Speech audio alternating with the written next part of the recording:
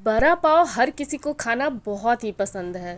तो चलिए आज हम बनाते हैं मुंबई स्टाइल बड़ा पाव घर पे ही, वो भी बड़े ही आसान तरीके से।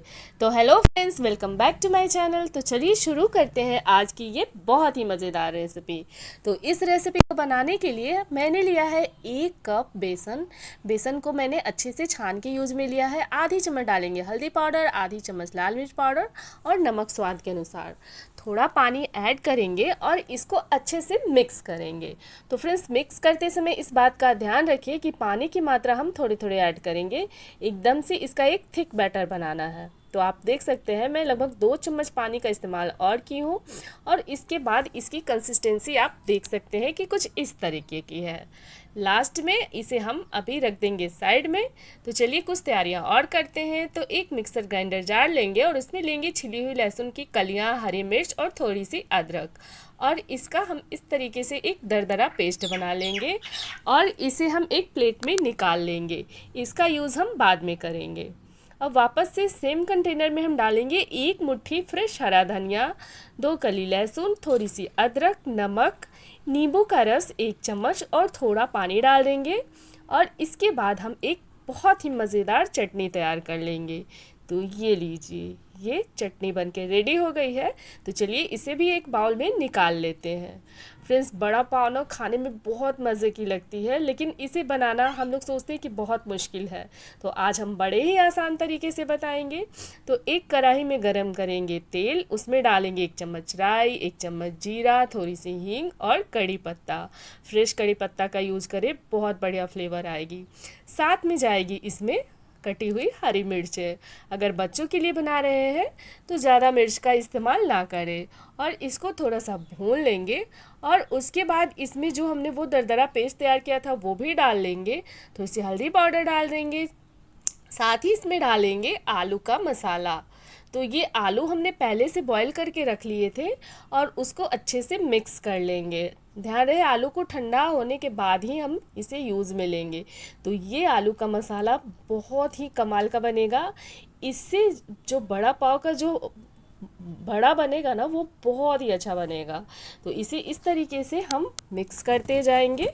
ये देखिए, उसके बाद लास्ट में इसमें डालेंगे हरा धनिया। और अब क्या करेंगे कि इसे हम बढ़िया से मैश करेंगे। फ्रेंड्स, आलू को जितने देर इसमें हम भूनेंगे मसाले के साथ ना, उतनी ही बढ़िया इसमें फ्लेवर आएगी।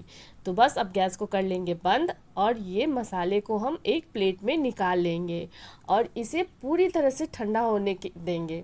इसके बाद चलिए इसको चेक कर लेते हैं बैटर को। तो बैटर भी अच्छे से फूल चुका है। फ्रेंड्स, यहाँ पे मैंने कोई बेकिंग सोडा, बेकिंग पाउडर का इस्तेमाल नहीं किया है।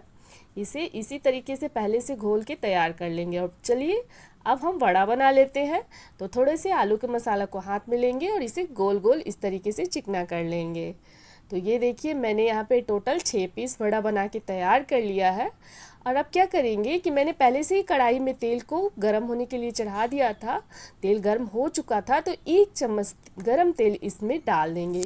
इससे हमारा बड़ा बहुत ही क्रिस्पी बनेगा ऊपर से और बहुत बढ़िया बड़ा बनता है। अब इसमें हम एक वड़ा को डाल देंगे, अच्छे से बेसन से कोट कर लेंगे और फटाफट गरम ऑयल में हम इसे डाल देंगे।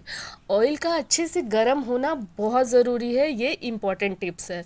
तो आप ध्यान रखिएगा इस बात को।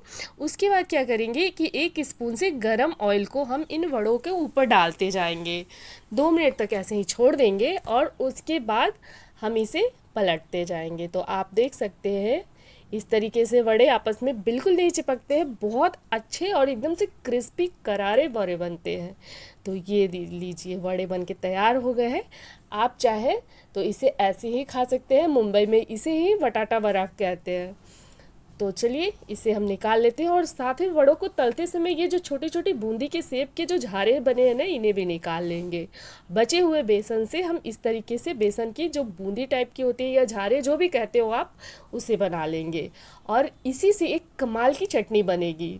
तो बढ़िया से इसे क्रिस्पी होने तक फ्राई कर लेंगे और इसे निकाल लेंगे। तो एक प्लेट में मैंने इसे निकाल लिया है। चलिए अब बढ़ते हैं नेक्स्ट स्टेप की ओर। तो थोड़ी सी मैंने यहाँ पे हरी मिर्ची को फ्राई कर लिया है। मिर्ची को अच्छे से धो के कपड़े से पोंछ के बीच से चीरा लगा के ही फ्राई करें।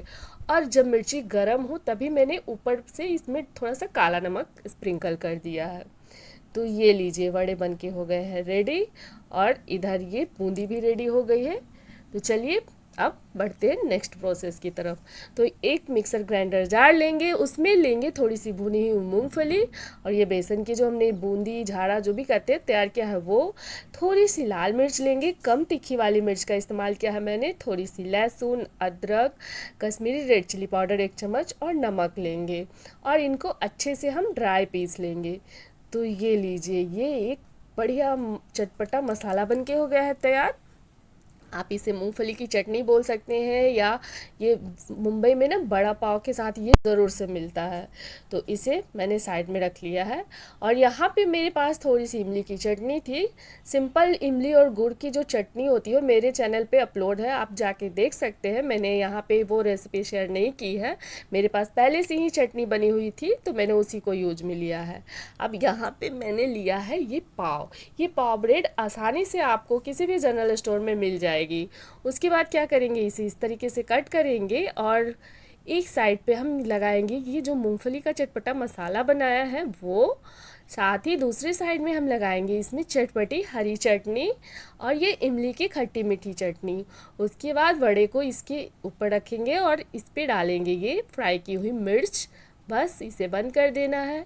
एक मैं और आपको बना के दिखाती हूँ। तो ये लीजिए, ये कमाल की मुंबई स्टाइल वड़ा पाव बहुत ही आसान तरीके से बन के हो गई है रेडी।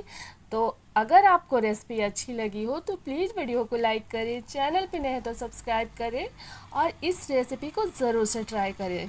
घर में आपके जब भी कोई छोटी मोटी फंक्शन पार्टी हो तो आप इसकी तैयारी पहले से करके रख लें, चटनी को पहले से बना के रख लें और जब घर पे मेहमान आए तो आप फटाफट इस रेसिपी